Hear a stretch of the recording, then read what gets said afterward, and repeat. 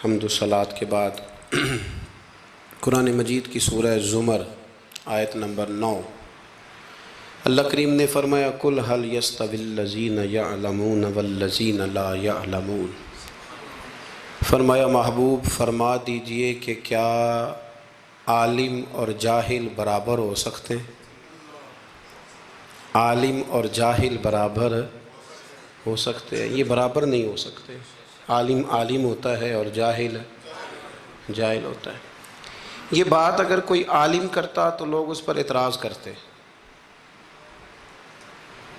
یہ بات اگر کوئی صاحب علم کرتا نا، بہت اہم بات ہے، ایک جملہ ہے پر اس کی گہرائی دیکھیے گا، یعنی یہ بات اگر کوئی عالم کرتا کہ بھئی عالم اور جاہل کیسے برابر ہو سکتے ہیں، تو شاید ایک بڑی تعداد تھی لوگوں کی جو تسلیم نہ کرتی، لیکن بات اس نے کر دی جو سب کا مالک و مختار ہے، جو پروردگار عالم ہے۔ اس نے کہا عالم اور جاہل کبھی برابر ہو سکتے نہیں۔ علم کا معنی جاننا ہے، خبر رکھنا ہے۔ خبر رکھنے والا آدمی بڑا محتاط ہوتا ہے ہر معاملے میں، اور جاہل بے حیا آدمی کے لیے تو فرمایا گیا کہ جب تو بے حیا ہو جائے تو ویسے ہی آزاد ہے، جو تیرے دل میں آئے کر۔ جب تک انسان علم میں ہوتا ہے تو کچھ حیا میں ہوتا ہے، اس کا ایک دائرہ کار ہوتا ہے، وہ اس کے اندر بند ہوتا ہے۔ تو علم اسلام کے اندر ایک بڑی محبوب چیز ہے، اسلام نے حصول علم کو پسند کیا ہے۔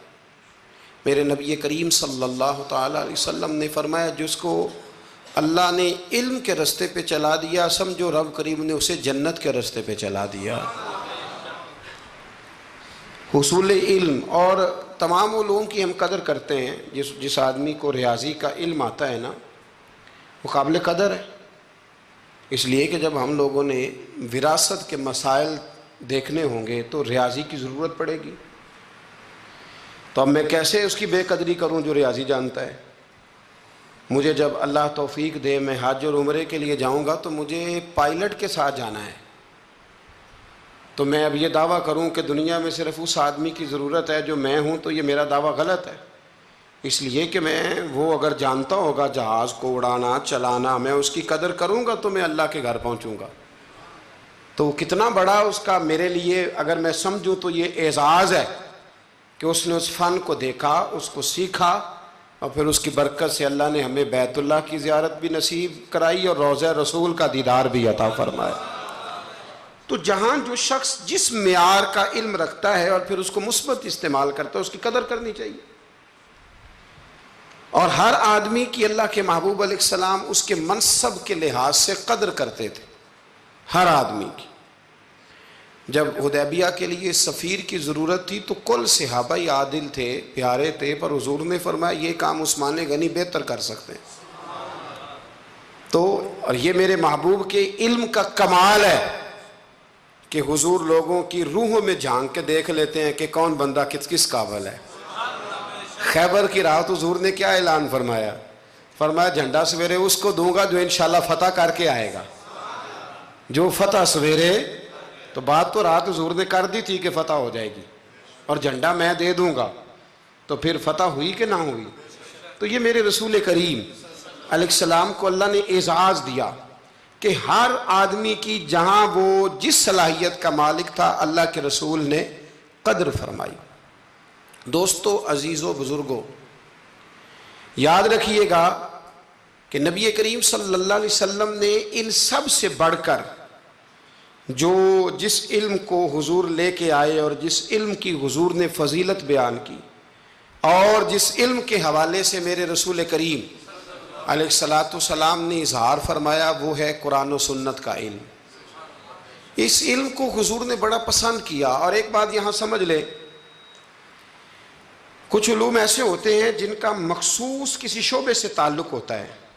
ایک مکینک ہے یا الیکٹریشین ہے تو وہ بجلی کے شعبے سے تعلق رکھتا ہے، لیکن اگر اس کو ہم یہ کہیں اس شعبے سے تعلق رکھنے والے شخص کو کہ آپ گاڑی بھی ٹھیک کر کے دیں، تو یہ اس کے لیے ممکن نہیں ہے۔ گاڑی کا مکینک اور ہے اور الیکٹریشین یہ سمجھانے کے لیے بات عرض کر رہا ہوں. لیکن جو قرآن و سنت کا علم ہے یہ پتہ کیا ہے، یہ دین کے ہر شعبے کے ساتھ بات کرتا ہے. یعنی یہ وہ والا علم ہے جو ہمیں زندگی گزارنے کا طریقہ عطا کرتا ہے، جو ہمیں بتاتا ہے کہ باپ کی قدر کیا ہے اور سسر کی قدر کیا ہے، یہ بتاتا ہے کہ اماں کا مقام کیا ہے اور بیوی کا درجہ. یہ ہمہ پہلو علم ہے. یہ ہمیں بتاتا ہے کہ روزی کیسے کمانی ہے، معاملات زندگی کو کیسے چلانا ہے، ہم نے آگے کیسے بڑھنا ہے. تو یہ سارا ہمیں سکھاتا ہے. اس لیے اس علم کی فوقیت عقلاً بھی بہت زیادہ ہے. اور میرے نبی کریم علیہ الصلاۃ والسلام نے جو اس علم دین کو اور دین کے عالم کو درجہ دیا، اس کی جو عظمت اور جو اس کی فضیلت ہے اس کا الگ ایک مقام ہے. حضور صلی اللہ علیہ وسلم مسجد نبوی شریف میں تشریف لائے تو 2 مجلسیں تھیں، 2 مجالس تھیں. ایک مجلس میں لوگ بیٹھ کر ذکر کر رہے تھے، اللہ کا ذکر کر رہے تھے، عبادت کر رہے تھے، تلاوت کر رہے تھے. اور دوسری مجلس میں بیٹھ کر کے لوگ علم دین کی باتیں کر رہے تھے. پتہ نا آپ کو، ہمارے ہاں کچھ ایسے لوگ بھی پیدا ہو گئے ہیں جو کہتے ہیں درویش اور ہوتے ہیں، مولوی اور ہوتے ہیں. میں نے کہا اس کا مطلب مولوی کون ہوتا ہے؟ کہتے ہیں یہ جو عالم ہوتے ہیں دین کے. میں نے کہا درویش پھر جاہل کو کہتے ہوں گے، چونکہ اگر عالم، درویش کس کو کہتے ہیں؟ درویش اس عالم کو کہتے ہیں جو دین پر عمل کرے. یا وہ عمل کرتا ہے تو وہی درویش ہوتا ہے، وہی فقیر ہوتا ہے. اپنے علم پر عمل کرنے والا وہی درویش ہے، وہی فقیر ہے. تو حضور صلی اللہ علیہ وسلم تشریف لائے تو ایک مجلس علم حضور نے سجی ہوئی دیکھی اور ایک مجلس ذکر میرے نبی کریم علیہ السلام نے سجی ہوئی دیکھی. ان دونوں مجالس کو نبی پاک نے دیکھا اور حضور بیچ میں کھڑے ہو گئے. کھڑے ہو کے فرمایا ذکر والے بھی خیر ہی کر رہے ہیں اور علم والے بھی خیر ہی کر رہے ہیں. اب حضور نے فیصلہ سنانا تھا، ہیں یہ بھی اچھے اور ہیں وہ بھی اچھے. اب فیصلہ میرے نبی پاک کا کیا ہے؟ حضور فرمانے لگے مجھے بھی اللہ نے استاد بنا کے بھیجا ہے. یہ لفظ کہے اور میرے نبی پاک ان لوگوں میں بیٹھ گئے جو علم دین کی بات کر رہے تھے. حضور نے وہاں قیام فرمایا، حضور وہاں بیٹھ گئے. تو میرے عزیز دوستو اس بات کو سمجھ لیں، اس پر غور کریں کہ نبی کریم صلی اللہ تعالیٰ علیہ وآلہ وسلم نے ہمیں جو سمجھایا ہے وہ یہ ہے کہ حصول علم کا شوق پیدا کرو، علم کی مجالس کو اختیار کرو.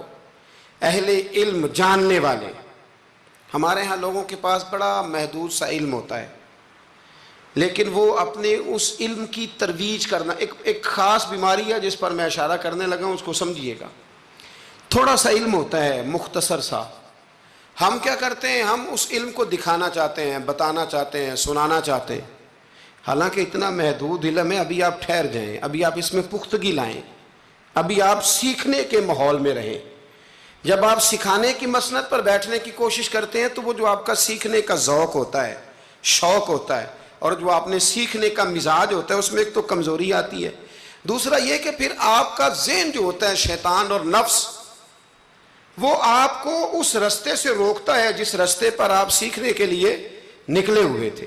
اس لیے زندگی میں سیکھتے رہنے کی کوشش کریں، شوق پیدا کریں سیکھنے کا، ذوق پیدا کریں سیکھنے کا.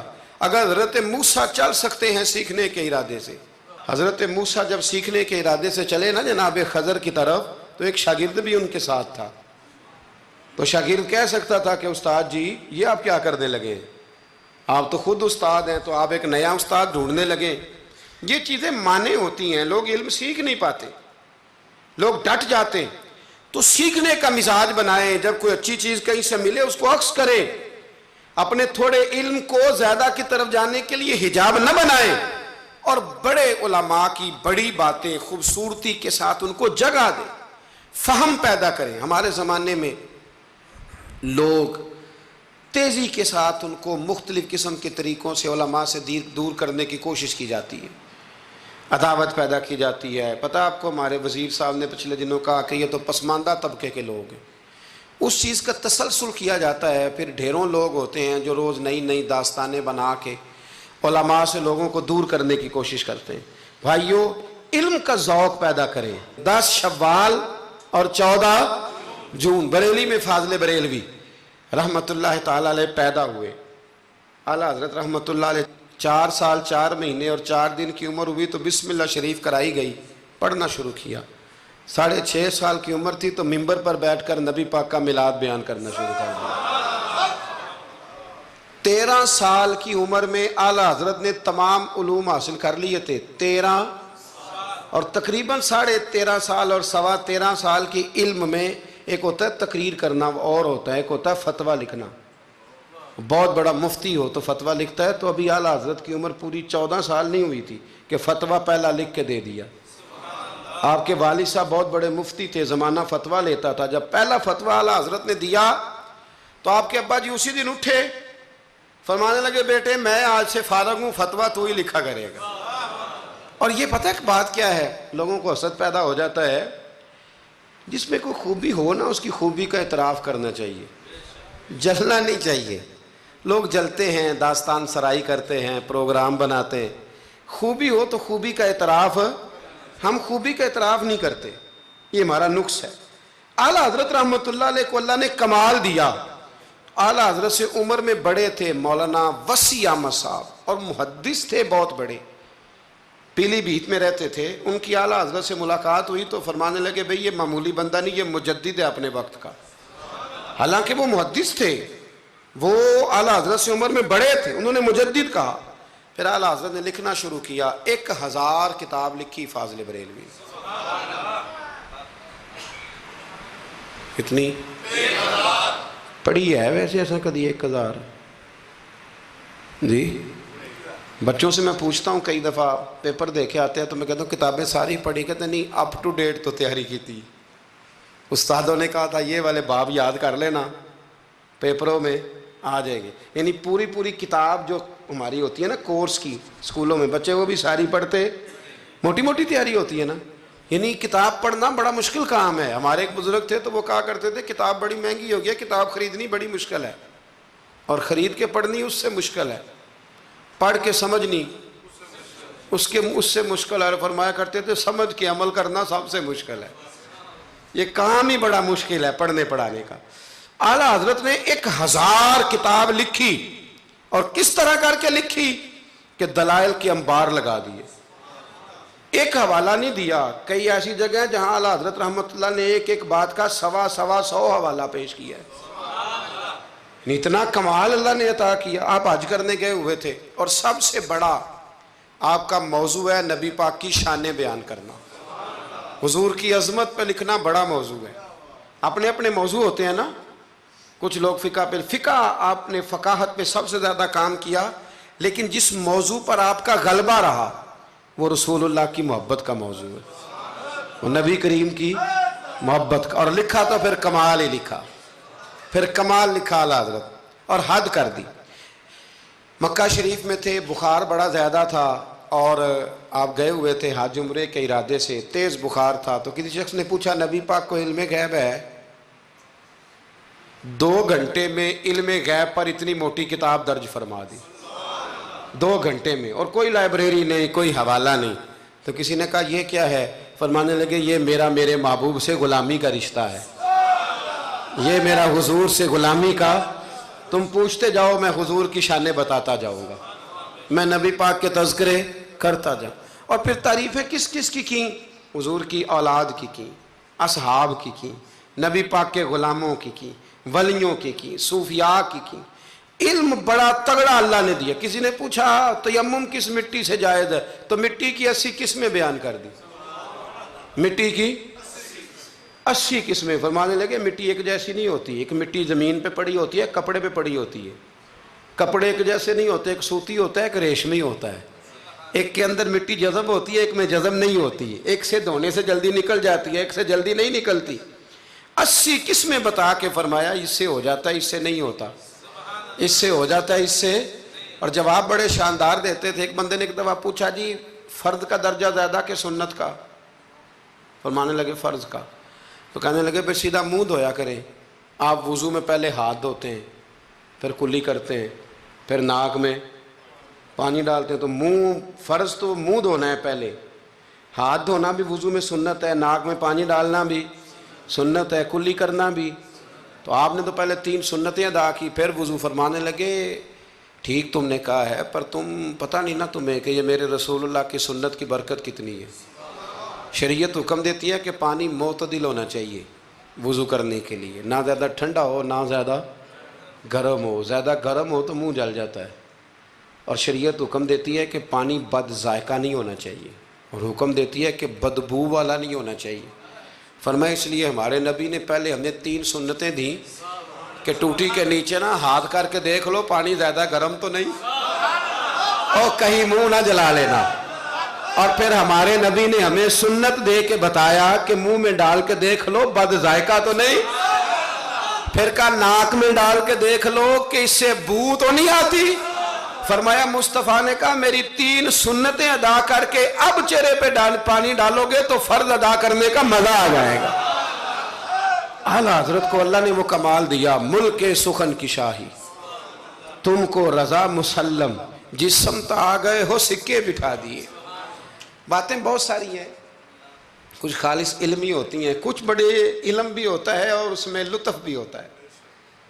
تو ایک لطف والی بات ہے آپ کو سناتا ہوں۔ علماء میں نا ایک مسئلے میں اختلاف ہے، خیر اب تو علماء میں مسئلے میں اختلاف ہو تو جاہل چھلانگ لگا کے اندر آ جاتے ہیں، کہتے تو ان کی پتہ تھا پوچھو۔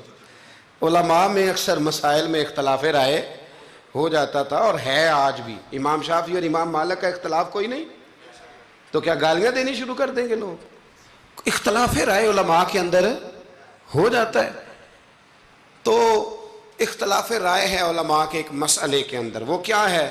اور فقہی مسائل میں اختلاف ہوتا ہے، عقیدے میں اختلاف نہیں ہوتا، یہ یاد رکھ لیں۔ جو عقیدہ ہوتا ہے وہ عقیدہ ہوتا ہے، جو محبوب کی غلامی کی بات ہے وہ نبی پاک کی، اس میں کوئی بات دوسری ہوتی نہیں۔ بہرحال اعلیٰ حضرت کا فتویٰ یہ ہے کہ جمعے کی جو دوسری اذان ہے نا وہ بعض مسجدوں میں خطیب کے سامنے پڑھی جاتی ہے، یعنی خطیب کے بالکل سامنے بندہ کھڑا ہو کے نا جمعے کی دوسری اذان۔ اعلیٰ حضرت کا فتویٰ نہیں، باہر دروازے پہ پڑھو، مسجد کے دروازے پہ جو یہاں پڑھتا ہے اذان اس کی بھی ہو جاتی ہے۔ یہ ایک فقہی مسئلہ ہے، اس میں اختلاف رائے ہو سکتا ہے۔ اعلیٰ حضرت رحمۃ اللہ علیہ کے خلیفہ رہتے تھے جبل پور میں، فاضل بریلوی جبل پور گئے ان کی دعوت پر، وہاں آپ نے جمعہ پڑھایا تو ایک بندے نے نا آپ کو چٹ دے دی کہ حضرت صاحب جمعے والے دن جمعے کی دوسری اذان ہے وہ کہاں پڑھنی چاہیے؟ تو اعلیٰ حضرت فرمانے لگے کہ باہر دروازے پہ پڑھو جمعے کی دوسری اذان۔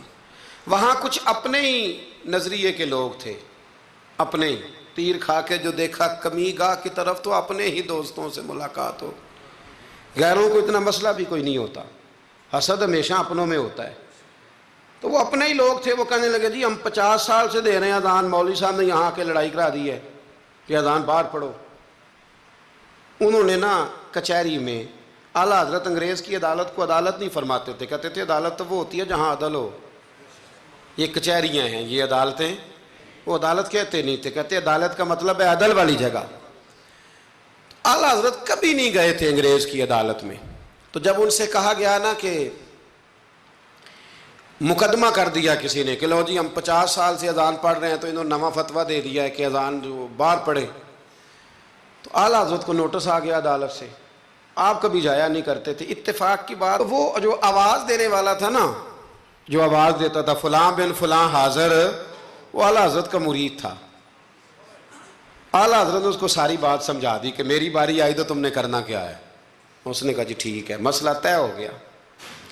ہوا یہ کہ جب جج نے کہا نا مولانا احمد رضا ولد نقی علی خان حاضر ہو، ان کی باری آئی، تو اردلی کو کہا جج نے، اس نے کیس سارا پہلے اسٹڈی کر لیا، مسلمان تھا جج بھی، اس نے پڑھ لیا کہ 2 علماء کے درمیان اختلاف ہے، ایک کہتے ہیں کہ یہاں اذان پڑھنی چاہیے، دوسرے کہتے ہیں کہ اذان باہر پڑھنی چاہیے۔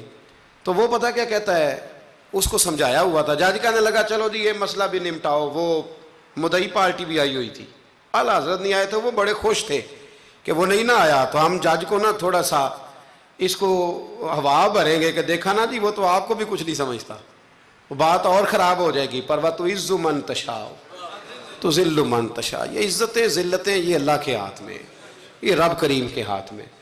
تو انہوں نے نا پوری تیاری، نہیں نہ آیا دیکھنا اور کریں گے۔ اب وہ اردلی کو جب کہا نا اس آواز دینے والے کو، جج صاحب نے کہ بلاؤ اس کو، اعلیٰ حضرت نے، اس نے پتہ کیا کیا، آواز تو باہر دینی ہوتی ہے نا. وہ جج کے سامنے کرسی کے سامنے کھڑے ہو کے نا کانوں میں انگلیاں لے کے کہنے لگا احمد رضا ولد نقی علی خان حاضر ہو. اور جج کہنے لگا پاگل ہو گیا, باہر جا کے کہنے لگے جی یہی تو میرے پیر کہتے ہیں, یہی تو وہ فرماتے ہیں, یہی تو وہ فکرہ ادا کرتے. ملک سخن کی شاہی تم کو رضا مسلم, جس سمت آ گئے ہو سکے ہی بٹھا دیے. فرمایا جی یہی تو وہ کہتے ہیں, وہ کہتے ہیں مولوی تو آیا بیٹھا جمعہ پڑھانے کے لیے, اس کو اذان کیوں سناتا ہے, باہر سنا تاکہ جو رہ گیا وہ بھی آ جائے. یہی تو وہ فرماتے ہیں. جج کہنے لگا مولانا کو تکلیف کرنے کی ضرورت نہیں, وہ جو کہتے ہیں ٹھیک ہی کہتے ہیں. فتویٰ مسئلہ ان کے حق میں دیتا ہوں. یاد رکھیں اعلیٰ حضرت کا یہ کمال تھا کہ انہیں اللہ نے علم بھی دیا تھا اور سمجھانے کی طاقت بھی عطا فرمائی. ان کے اندر یہ قوت تھی, یہ ہمت تھی کہ وہ بات سمجھا سکتے تھے. لیکن جس کی شان زیادہ ہوتی ہے اس کے مخالف بھی زیادہ ہوتے ہیں. پکی بات. اعلیٰ حضرت نے ایک شعر لکھا ہے, غوث پاک سے فریاد کرتے ہیں عدو بددین اور مذہب والے حاسد. کہتے ہیں اے غوث پاک وہ جو میرے بیگانے ہیں نا وہ تو ویسے ہی بد دین ہیں, اور جو میرے اپنے ہیں وہ مجھ سے حسد کرتے ہیں. تو ہی تنہا میرا زور بازو ہے یا غوث. کہتے ہیں تو ہی میرا زور بازو ہے. بیگانے ویسے بد دین ہیں اور اپنے تو ہی ہے جو تنہا میرا زور بازو ہے. تو حاسدین بڑے اندر پیدا ہو گئے باہر. تو ساری زندگی فاضل بریلوی نے مقابلہ کیا. ایمان, اگر علم بڑا تگڑا تھا تو ایمان بھی بڑا تگڑا تھا, تگڑا ایمان. آپ یقین کریں ایمان بندے کا مضبوط ہونا تو دنیا کے ہر میدان میں وہ کامیاب ہوتا ہے. اور اگر ایمانوں میں کمزوری ہو, کچی کچی باتیں کرنا, ٹھیک ہے چلتے ہیں کرتے ہیں, یہ بھی صحیح ہوگا وہ بھی صحیح ہوگا, سوال ہی نہیں پیدا ہوتا. تگڑی. نبی کریم علیہ السلام نے نا ایک حدیث حضور نے بیان فرمایا, کسی مصیبت زدہ کو, کسی بیمار کو دیکھو تو ایک دعا پڑھ لیا کرو, تم کبھی اس مصیبت میں مبتلا نہیں ہوگے. دعا کیا ہے؟ الحمدللہ الذی مما ابتلاک بہ وفضلنی علی کثیر ممن خلق تفضیلا. یہ دعا پڑھ لو بیمار کو دیکھ کر, یہ دعائیں یاد کیا کریں. یہ پڑھ لو تو جس مصیبت میں دیکھ کے کسی کو پڑھو گے اللہ تمہیں کبھی اس میں مبتلا نہیں کرے گا. بریلی شریف کے دائیں بائیں ہندوستان میں نا ایک مرض اکثر پھیلا کرتا تھا, اس کو طاعون کا مرض کہتے ہیں. طاعون کا مرض, وہ نا گلٹیاں نکلتی ہیں انسان کے وجود پر, تو اتنا سخت ہوتا تھا کہ لوگ مر جاتے تھے. اللہ تعالیٰ معاف کرے. بعض لوگ کہتے ہیں یہ ٹیومر ہوتا ہے نا کینسر کی گلٹیاں, یہ بھی شاید اسی کا تسلسل ہے, اور اس زمانے میں شاید اس کا نام لوگوں نے یہ رکھ دیا. بڑا سخت مرض تھا. تو اعلیٰ حضرت کے سامنے 2-3 مریض آئے تو آپ نے یہ دعا پڑھ لی. ایک دعوت کسی نے اعلیٰ حضرت کی پکائی, تو آپ کو نا چونکہ معدے میں بڑی تکلیف تھی, آپ کو پتہ ہے معدے میں گرمی بہت زیادہ ہو تو منہ پک جاتا ہے. تو طبیب کہا کرتے تھے کہ منہ کے چھالے بہت تیزابیت ہو, کوئی ایسی چیز کھا لیں تو اس سے نا. آپ ایک دعوت پہ گئے تو میزبان نے نا گائے کے گوشت کے کباب بنائے ہوئے تھے, 7 پوڑیاں تھیں. اب اعلیٰ حضرت کے لیے طبیب نے سخت منع کیا تھا, اگر آپ کھائیں گے فوراً آپ کے معدے میں شدید قسم کا یہ تیزابیت کر دے گی, السر کا مسئلہ بن جائے گا, منہ آپ کا چھالوں سے اور پھنسیوں سے گلٹیوں سے بھر جائے گا. اب جب وہاں پہنچے تو اس نے یہ پکا کے رکھا تھا. اب یہ جو دیندار لوگ ہوتے ہیں نا, ان بیچاروں کے بڑے مسئلے ہوتے ہیں, بڑے مسئلے. یہ کئی دفعہ اپنی بچت کے معاملے میں بڑے پریشان ہوتے ہیں کہ لوگ کیا کہیں گے. جاہل تو جو مرضی کر جاتا ہے نا, عالم نے پھونک پھونک کے قدم رکھنا ہوتا ہے کہ یار یہاں نہ مسئلہ بن جائے, یہاں نہ مسئلہ بن جائے. اب وہ آپ کا خادم کہنے لگا حضور ان سے کہتے ہیں کہ یہ سادہ کوئی کھانا لے آئیں تاکہ آپ کھا لیں, اب یہ آپ کھائیں گے تو بیمار ہو جائیں گے. تو اعلیٰ حضرت فرمانے لگے وہ تو بات تیری ٹھیک ہے کہ بیمار ہو جاؤں گا, لیکن اب یہ آدمی ہے اس کو میں کیسے کہوں, یہ کہے گا کہ میں نے اتنی محنت کی ہے اور یہ کھا نہیں رہے. اخلاقاً درست نہیں کہ آپ میزبان کو, اب آپ کسی کو کہہ دیں وہ واقعی مشکل ہوتی ہے کہ یار حد ہو گئی ہے, اتنے پیسے لگا دیے اس کو پسند نہیں آ رہا. خیر چاروں ناچار آپ فرمانے لگے یار جتنا بھی کھایا جاتا ہے کھا لیتے ہیں, پھر جو ہوگی دیکھی جائے گی. بندے کا دل رکھنا بھی تو ضروری ہے نا, اور رب کریم کے بندوں کا طریقہ یہی ہے, اللہ کے بندوں کا طریقہ یہی ہے, دل رکھنا بھی تو ضروری ہے نا. आला हजरत ने ना वो पूड़ी भी खा ली, कबाब भी खा लिया, जाके घर आके रात को लेटे, सवेरे उठे तो मुंह सारा छालों से भर गया, क्योंकि तबीब ने मना किया हुआ था। इतना भर गया कि बोला भी नहीं जाता, मुंह खोला भी नहीं जाता, शदीद मुश्किल है, क्या करें। आपके भाई मौलाना हसन रजा साहब रहमतुल्लाह अलैह ना एक तबीब को लाए, बड़े सियाने को। उसने आते ही कहा इनको तो ताउन हो गया। आला हज़रत फरमाने लगे तू झूठ बोलता है और तेरी हिकमत भी झूठ बोलती है, मुझे ताउन नहीं हो सकता। उसने कहा जनाब वही गिल्टी है। फरमाने लगे तू झूठ बोलता है इसलिए कि मैंने ताउन वाले मरीज को देख के वो दुआ पढ़ ली थी जो मेरे नबी ने सिखाई है। तो तबीब की बात गलत हो सकती है, मेरे हबीब की गलत नहीं हो सकती। हबीब की बात गलत हो सकती। फरमाया, वो कहने लगा जी वही है। तो आप फरमाने लगे तबीब झूठा साबित होगा और हबीब की बात को अल्लाह सच साबित करेगा, ये हो ही नहीं सकता, मैंने दुआ पढ़ ली थी, ये कैसे हो सकता है।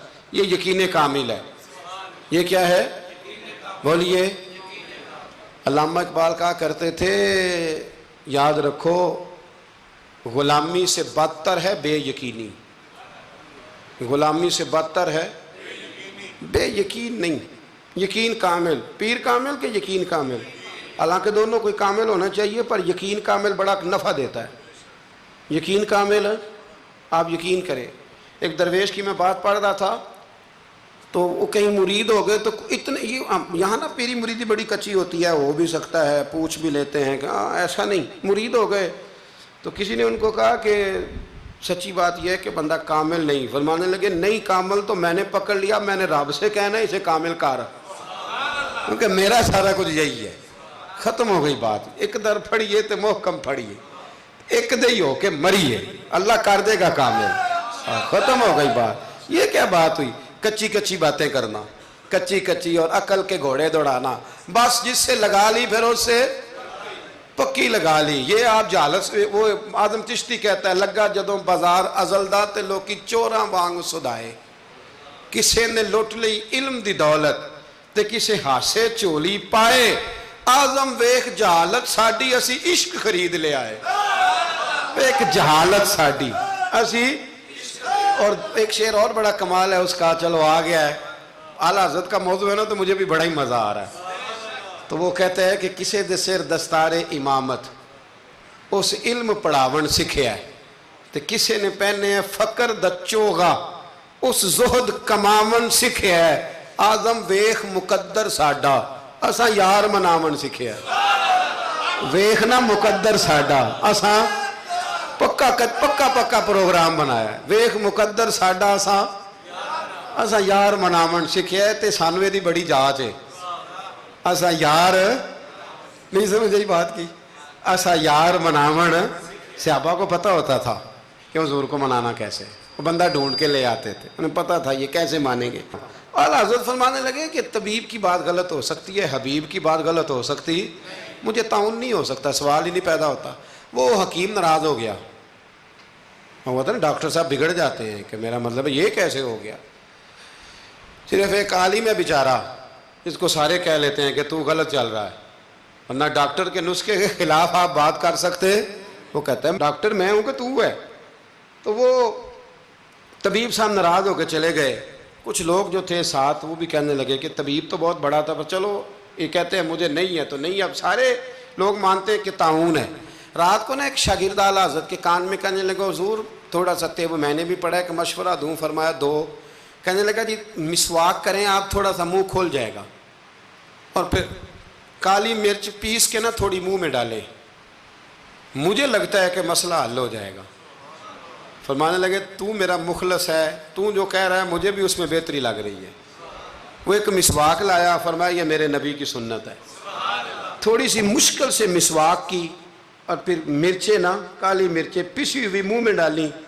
आधे घंटे के बाद एक कह आई और अंदर ना सारा खून जो मसूड़ों में था और जो सारा जमा हुआ था बाहर आ गया। आला हज़रत रहमतुल्लाह अलैह फरमाने लगे बुला के लाओ उस तबीब को।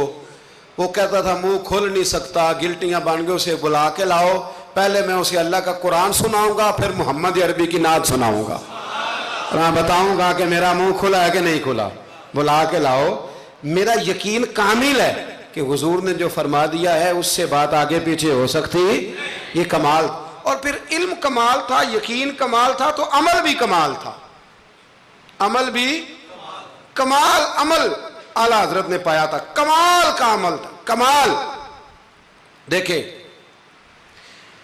ایک دفعہ نا آپ نا سفر کرتے تھے نا، جب اس وقت ٹرین پہ سفر زیادہ ہوتا تھا. آج بھی ہندوستان کے لوگ ٹرین پہ سفر کرنا پسند کرتے ہیں.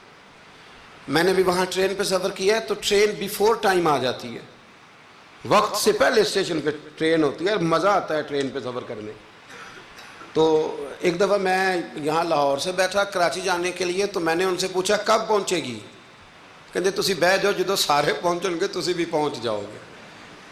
یعنی ہمارا یہ حال ہے کہ وہ اس نے نا مجھے مطلب اتنا شاندار جواب دیا کہ میں چپ کر گیا. میں کہ گل تو ٹھیک کردا ہے.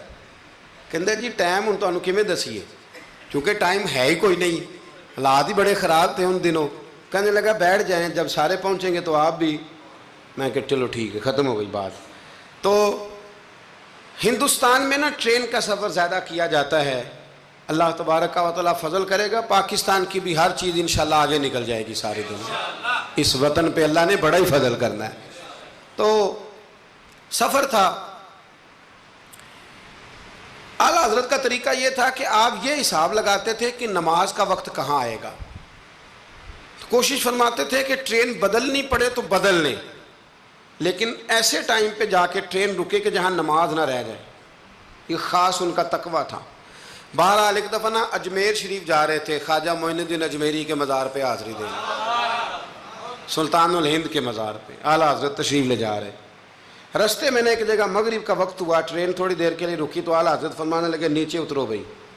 ساتھ ہی نا پلیٹ فارم پہ صفیں بچ گئیں، چادریں بچ گئیں، مسلح بچ گئے. اعلیٰ حضرت جماعت کرانی شروع کر دی.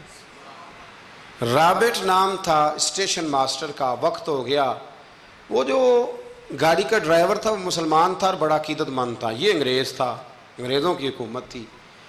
اس کا دل تھا کہ میں بزرگوں کو نماز پڑھ لینے دوں، پر یہ کہنے لگا چل ٹائم ہو گیا، وسل دے. جو بیٹھ گیا بیٹھ گیا، جو رہ گیا رہ گیا. اس نے وسل دیا گاڑی کو. اعلیٰ حضرت نماز پڑھتے رہے. دوسری رکعت سکون سے نماز پڑھی. اب وہ گاڑی کو آگے لے جاتے ہیں، گاڑی آگے جاتی نہیں، آگے لے جاتے ہیں جاتی نہیں. وہ رابٹ جو تھا وہ کہنے لگا اس کو، ڈرائیور کو چلاتا کیوں نہیں؟ کہنے لگا چال ہی نہیں رہی، انجن میں مسئلہ ہو گیا ہے. کہنے لگا ذرا پیچھے کرنا. اس نے پیچھے کی تو پیچھے ہونے لگ گئی، آگے کی تو جاتی نہیں. اس کو شک پڑا کہ یہ مسلمان ہے، شاید فیور کر رہا. کہتا تو نیچے اتر، میں بیٹھتا ہوں. وہ بیٹھا اور وہ آگے کرتا ہے تو گاڑی آگے نہیں جاتی، پیچھے کرتا ہے تو گاڑی پیچھے جاتی ہے. انجینئر کو بلایا، ہر چیز چیک کر لی، پر گاڑی چلتی نہیں. کیسے چلے؟ ہر مشکل دی کنجی یارو ہاتھ مرداں دے آئی. یہ کیسے چلے گی؟ سوال ہی نہیں پیدا ہوتا، چل سکتی نہیں. اب جو اس کو نا تھوڑی سمجھ آئی، پوری سمجھ کے بعد نا دل نرم ہوا. اتر کے نا اعلیٰ حضرت نماز پڑھ رہے تو بیٹھ گیا. غور سے دیکھنے لگا کہ بڑے خشوع سے، وضو سے، عاجزی سے، دل جمی سے اعلیٰ حضرت نماز پڑھ رہے ہیں. شوق سے، ذوق سے، توجہ سے. بڑا متاثر ہوا. نماز مکمل ہوئی نا تو ڈرائیور سے کہنے لگا میں نے بھی ساتھ جانا ہے. وہ بھی گاڑی میں بیٹھ گیا. تو اعلیٰ حضرت سے فرمانے لگا، عرض کرنے لگا حضور یہ کیا تھا سارا کچھ؟ فرمانے لگے کچھ بھی نہیں، میں رب کی نماز پڑھ رہا تھا، رب نے بندوبست کرا دیا ہے. نماز جو اللہ کی تھی اللہ نے بندوبست کر دیا ہے، اس سے زیادہ میرا کمال کوئی نہیں. کہنے لگا حضرت جی پہلے میں نے اسلام سنا تھا، آج میں نے اسلام دیکھ لیا ہے. آپ مجھے کلمہ پڑھائیں، میں مسلمان ہونا چاہتا ہوں. اب مجھے کلمہ پڑھائیں، میں مسلمان ہونا چاہتا ہوں. اب مرید آپ کو پتہ ہے مریدوں کا اپنا ذوق ہوتا ہے. کہنے لگے حضور آپ کی کرامت ہے، آپ کی کرامت ہے کہ ایک انگریز مسلمان ہو گیا. فرمانے لگے بڑے آدمی تھے نا تو بڑے لوگ چیزیں اپنے کھاتے میں نہیں ڈالا کرتے، وہ ان چیزوں سے نفع لے کے قد نہیں اونچا کرتے. کہا جناب آپ کی کرامت ہے. فرمایا نہیں میری کرامت نہیں، یہ نماز کی برکت ہے. میری کرامت نہیں، یہ نماز کی برکت ہے کہ میں نماز پڑھ رہا تھا اور نماز کی برکت سے اللہ نے اسے ایمان کی توفیق عطا فرما دی. اعلیٰ حضرت نے اپنی ساری زندگی، ایک شخص نے پوچھا کہ آپ نے ساری زندگی حضور کی نعتیں لکھی ہیں تو قبر میں جاؤ گے تو کیا کہو گے؟ کہنے لگے کہوں گا سرور کہوں کہ مالک و مولا کہوں تجھے. حضور سونیا میں کیا کہوں؟ سرور کہوں کہ مالک و مولا کہوں تجھے، باغ خلیل کا گلے زیبا کہوں تجھے، تیرے تو وصف عیب تناہی سے ہیں بری، حیراں ہوں میرے شاہ میں کیا کیا کہوں تجھے، حیراں ہوں میرے شاہ میں کیا کیا کہوں تجھے، لیکن رضا نے ختم سخن اس پہ کر دیا، خالق کا بندہ خلق کا آقا کہوں تجھے۔ پھر کہنے لگے نعمتیں بانٹتا جس سمت وہ ذیشان گیا، ساتھ ہی منشی رحمت کا قلم دان گیا، انہیں مانا انہیں جانا نہ رکھا غیر سے کام، للہ الحمد میں دنیا سے مسلمان گیا، آج لے ان کی پناہ آج مدد مانگ ان سے، کل نہ مانیں گے قیامت میں اگر مان گیا، جان و دل ہوش و خرد سب تو مدینے پہنچے، تم نہیں چلتے رضا سارا تو سامان گیا۔ اور دیکھیے لکھنے کا انداز، کہنے لگے ان کی مہک نے دل کے غنچے کھلا دی، ان کی مہک نے دل کے، یہ نہیں کہا کہ موسم کھلا دیا ہے، دل کے، صرف حضور نے نہیں، حضور کی مہک نے، ان کی مہک نے دل کے غنچے کھلا دیے ہیں، جس راہ چل دیے ہیں کوچے، بس حضور گزر جائیں تو وہ گھر بس جاتا ہے، کوچہ بس جاتا ہے، ان کی مہک نے دل کے غنچے کھلا دیے ہیں، جس راہ چل دیے ہیں کوچے بسا دیے ہیں، اللہ کیا جہنم اب بھی نہ سرد ہوگا، رو رو کے مصطفیٰ نے دریا بہا دیے ہیں، رو رو کے مصطفیٰ نے دریا بہا دیے ہیں، رو رو کے مصطفیٰ نے دریا بہا دیے ہیں۔ یہ شعر جب پہنچا نا داغ دہلوی کے پاس اقبال کے استاد، تو وہ کہنے لگے مجھے کہنے دو ملک سخن کی شاہی، تم کو رضا مسلم، تم جس سمت آ گئے ہو سکے بٹھا دیے۔ کچھ لوگوں نے ان پر بڑے بڑے الزامات لگائے، بڑے بڑے، لیکن آپ یقین کریں ان کی جو تعلیمات ہیں وہ انہی کی ہیں۔ انہوں نے کہا کہ سجدہ سوائے اللہ کے کسی کے لیے جائز نہیں ہے۔ انہوں نے کہا مزار پہ جاؤ تو 4 ہاتھ دور کھڑے رہ کے دعا مانگو۔ انہوں نے کہا عورت کا پیر سے پردہ واجب ہے۔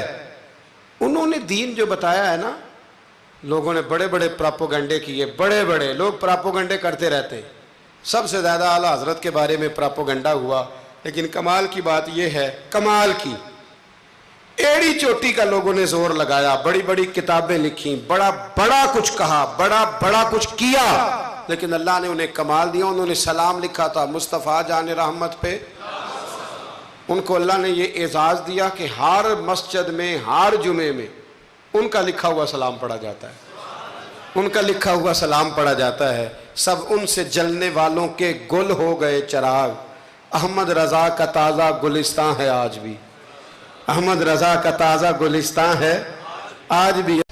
نوجوان دوستو، عزیز بچوں، ایک بات زندگی میں پلے سے باندھ لینا، زندگی میں خواہشات زیادہ نہ بڑھانا۔ دنیا میں سب سے مجبور آدمی وہ ہے جو اپنی خواہش کا غلام ہے، جو اپنے نفس کا مرید ہے۔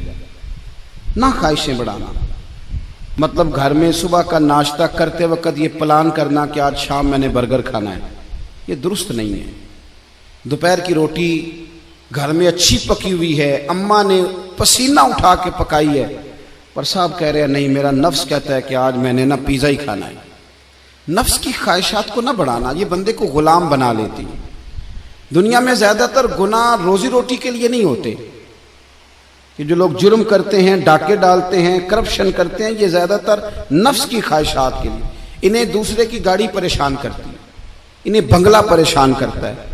آپ کو پتہ ہے نبی کریم علیہ السلام نے ایک دعا مانگی ہے، حضور فرمانے لگے اللہ میرے گھر والوں کو نا ضرورت کے مطابق روزی دینا، خواہشات نہیں۔ ابھی کسی کو مزیدار روٹی کھاتے دیکھو تو کسی 5 سٹار ہوٹل میں نہ دیکھنا، بلکہ جو مزدور مزدوری کرتا ہے نا اسے کبھی ملاحظہ کرنا، وہ جو صبح روٹی باندھ کے ساتھ لاتا ہے، 2 روٹیاں جب وہ لاتا ہے تو روٹیوں کے بیچ اچار ہوتا ہے، اور دوپہر کا جب وقت ڈھلتا ہے تو صاحب وہ اچار زیادہ تر پونے کو لگ جاتا ہے کپڑے کو، اور مزدور کے کپڑے بھی میلے کچیلے ہوتے ہیں۔ وہ جو ہوٹلوں میں جا کے روٹی کھاتے ہیں تو وہ ڈھب سے بسم اللہ نہیں پڑھتے، وہ ڈھب سے شکر ادا نہیں کرتے، ان کو تو کسی کو پالٹی ڈالی ہوتی ہے، وہ کھا رہے ہوتے ہیں۔ مزدور جب وہ کھانا کھانے لگتا ہے نا میرے عزیز، تو وہ پہلے ہاتھ دھوتا ہے، پھر کسی سے ادھار گلاس لے کے پانی بھرتا ہے، اور پھر وہ جب بیٹھ کے وہ روٹی کھا رہا ہوتا ہے نا تو لگتا ہے دنیا کا سب سے مزیدار کھانا یہی کھا رہا ہے۔ اور پھر جب اس کو لفظ بھی صحیح نہیں آتے کہ شکریہ کیسے ادا کرنا ہے، کھانے کے بعد کی دعا بھی پوری نہیں آتی، پر جب وہ 2 روٹیاں کھا کے آسمان کی طرف دیکھتا ہے تو اس کی آنکھوں کی روشنی بتاتی ہے کہ اس نے رزق حلال کھایا ہے، اور جو کھایا ہے اس پر اپنے رب کا شکر بھی ادا کیا ہے۔ خواہشات کو وسیع نہ کرو، وسیع نہ کرو خواہشات کو کبھی بھی زندگی میں۔ ڈاکٹر اقبال کے بیٹے نے خط لکھا تھا اقبال کو کہ ابا جی آپ تو لندن میں ہیں، تو مجھے کچھ فیس دینی ہے، تو اگر اجازت دیں تو میں کسی سے ادھار لے لوں۔ آپ نا ماں اور باپ کو کبھی کبھی کٹہرے میں کھڑا کر دیتے ہو جب کہتے ہو کہ پکنک جا رہی ہے مری، جہاں سے مرضی ادھار لے کے دو۔ آپ کو پتہ ہے پھر آپ کا باپ بیچارہ کیا کرتا ہے؟ کسی کے سامنے ہاتھ پھیلانا پڑتا ہے تو بڑی کمزوری ہوتی ہے۔ وہ جب ایڈوانس مانگتا ہے نا جا کے فیکٹری کے مالک سے کہ میرے بیٹے کو سیر کو جانا ہے، یعنی تیرے نفس کی خواہش ہے اور والد کی گردن جھک گئی، یہ کتنی تکلیف کی بات۔ کوئی ایسی خواہش زندگی میں پیدا نہ کرو جو ماں باپ کو، اساتذہ کو اور دیگر کو تکلیف میں مبتلا کرے کبھی بھی۔ اقبال کے بیٹے نے کہا ابا کچھ ادھار لے لوں، میری ضرورت ہے۔ تو علامہ اقبال نے جاوید کے نام پوری نظم لکھ بھیجی، دیار عشق میں اپنا مقام پیدا کر، نیا زمانہ نئے صبح و شام پیدا کر، خدا اگر دل فطرت شناس کرے عطا تجھ کو، سکوت لالا و گل سے کلام پیدا کر۔ اور کہنے لگے میرا طریق امیری نہیں فقیری ہے، بیٹے خود ہی نہ بیچ غریبی میں نام پیدا کر۔